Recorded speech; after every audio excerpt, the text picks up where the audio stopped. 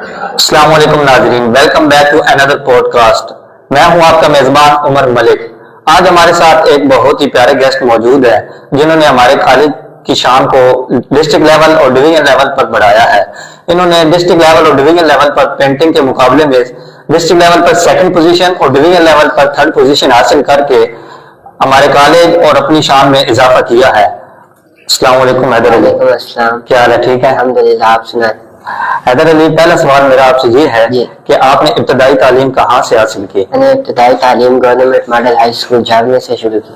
अच्छा, और आपके वालिद का क्या नाम? मेरे वालिद का नाम मोहम्मद इहसान है।